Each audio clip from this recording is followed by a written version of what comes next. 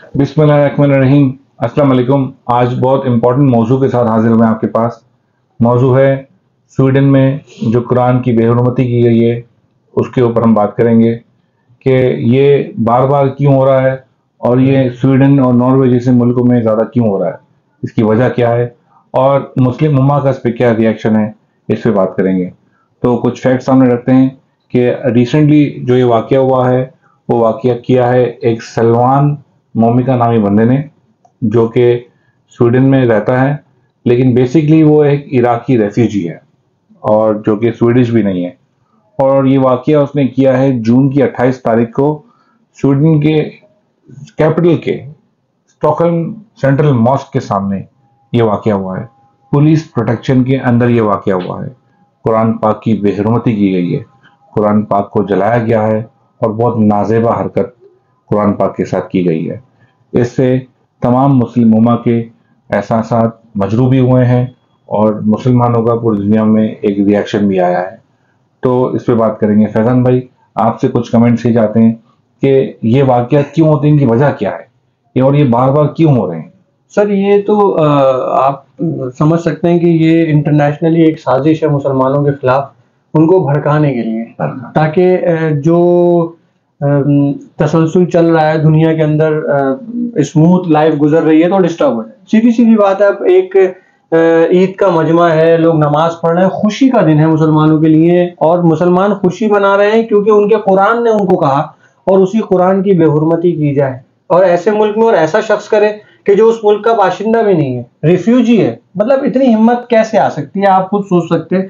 अगर पसे पुष्ट इसके गवर्नमेंट सपोर्ट ना हो या कोई मशीनरी यूज ना हो रही हो गवर्नमेंट की, तो एक ऐसा बंदा जो कि उस मुल्क का बाशिंदा भी नहीं है और वो रिफ्यूजी है और वो इतना बड़ा काम करे वहां पर, इतना घिनौना काम करे वहां पर, तो मैं नहीं समझता कि इसमें उनकी गवर्नमेंट इन्वॉल्व है। हालांकि उन्होंने इसको कंडेम किया है कि जी हम इसमें इन्वॉल्व नहीं है। फैसल में कंडेम भी क्या किया है, कंडेम में वो कह रहे हैं कि लीगल है लेकिन अप्रोप्रिएट नहीं है। मतलब लीगल कैसे हो सकता है ऐसा अमल जो कि दुनिया में हेट्रेड फैला रहा है, हेट्रेड नफरत फैला रहा है, रिलीजियस बुनियादों पर, रेशियल बुनियादों पर एक तफरके क्रिएट कर रहा है, प्रोपेगेंडा क्रिएट कर रहा है।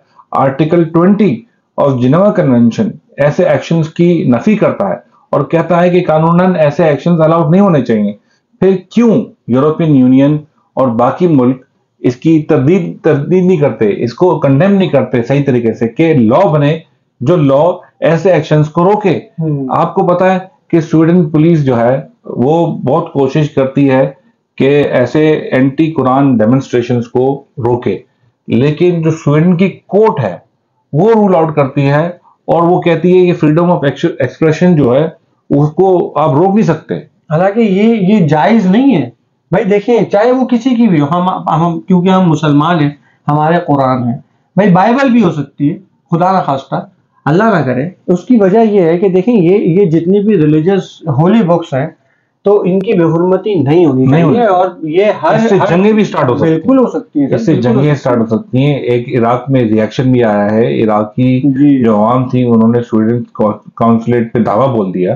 तो आप किसी एक पूरे 1.9 बिलियन मुस्लिम हैं, 1.9 अरब मुसलमान पूरी दुनिया में, आप इतनी बड़ी आवाम के एहसास मजरू करेंगे तो रिएक्शन तो होगा ना। लेकिन हमें एज मुसलमान चाहिए कि हम इस पर रिएक्शन ना दें, हम इसकी नफी करें। वहां पर जब ये वाकया हो रहा था तो 200 लोग मौजूद थे, लेकिन उन 200 लोगों ने भी, जो स्वीडन के बाशिंदे थे, क्रिश्चियंस भी थे, उसमें ज्यूज भी थे, बहुत सारे लोग थे, डिफरेंट मकतब फिक्र के लोग थे, उन्होंने इसको इग्नोर किया और बिल्कुल उल्टा उन्होंने इनको टॉन्ट किया इस बंदे को, ठीक है, जबकि वो पुलिस प्रोटेक्शन में था। ठीक है। अच्छा सर, मैं यहाँ पे ये कहना चाहूंगा कि देखिए, होता क्या है, होता ये, मैं अपने मुल्क की बात करता हूँ। जब नॉर्वे में इस तरह की बेहुरमती की गई, नबी पाक सल्लल्लाहु अलैहि वसल्लम के नाम की बेहुरमती की गई, तो हमारे पाकिस्तान में क्या हुआ कि अपनी ही अमलाक को नुकसान पहुंचा, जो कि हम निहायत ही गलत कर। देखिए, मेरा बिल्कुल होना चाहिए, प्रोटेस्ट होना चाहिए। मेरा मानना यह है कि प्रोटेस्ट होना चाहिए दीनी मामले के हिसाब से।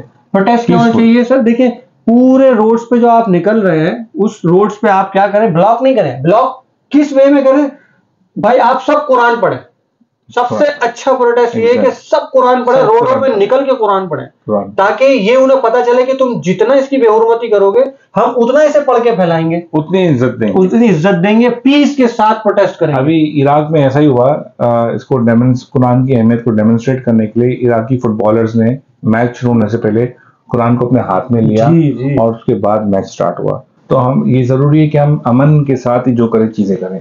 हम दुनिया को ये ना दिखाएं कि हम वायलेंट हैं या हम तोड़ फोड़ करते हैं या हम चीजें तोड़ देते हैं, इमलाक को नुकसान पहुंचाते हैं, लोगों को नुकसान पहुंचाते हैं। नहीं, हम अमन में रहने वाले लोग हैं और हमारा दीन इस्लाम हमें अमन की पैगाम देता है। बिल्कुल, और हमें इस पैगाम को आगे पहुंचाना है ना, वो हम पढ़ के पहुंचा सकते हैं। प्रोटेस्ट भी होगा और वो पढ़ा भी। इसमें कुछ चीजें ये भी है कि पोप फ्रांसिस हैं जो कि आपको पता है ईसाई के स्पिरिचुअल रहनुमा है, तो उन्होंने भी इसको कंडेम किया। उन्होंने यहाँ तक कहा कि उनको बहुत गुस्सा है और वो डिस्गस्टेड फील करते हैं ऐसे एक्शंस पर, और वो कहते हैं कि तमाम रिलीजियस बुक्स को रिस्पेक्ट के साथ लेके चलना चाहिए। उसके अलावा टर्की ने स्वीडन की नेटो की मेंबरशिप को ब्लॉक किया है।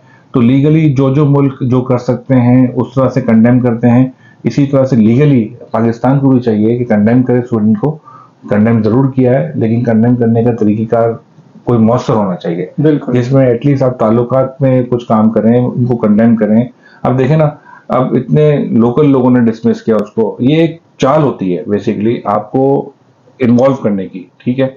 और हर कोई कह रहा है, यानी प्राइम मिनिस्टर उल्फ क्रिस्टनसन जो प्राइम मिनिस्टर है स्वीडन का, वो कह रहा है ये लीगल है, अप्रोप्रिएट नहीं है। इवन जब कंडेम अमेरिका में भी कंडेम किया तो उन्होंने भी कंडेम इस तरह से किया कि लीगल है पर अप्रोप्रिएट नहीं। लीगल कैसे है?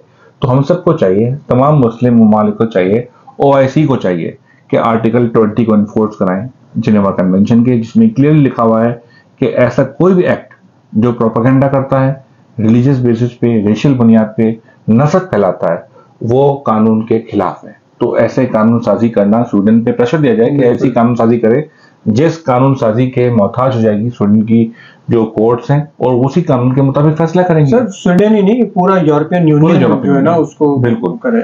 तो ये हमारी रिक्वेस्ट है। एक तो हमारे मुल्क से भी OIC जो एक सबसे बड़ी इंस्टीट्यूशन है जो रिप्रेजेंट करी 1.9 बिलियन मुस्लिम्स को, कि इस तरह की लीगल स्टेप लिए जाए। तोड़ फोड़ शोर शराबा इससे कुछ हासिल नहीं होना, लीगली इसको करना चाहिए, ठीक है ना, टेकअप करना चाहिए। बिल्कुल। इसी नोट पे हम उम्मीद करते हैं कि आप सब भी इसको कंडेम करेंगे और लीगली, लेकिन अमन के साथ, पीसफुल होकर। बहुत बहुत शुक्रिया। अल्लाह ने के बाद। Thank you.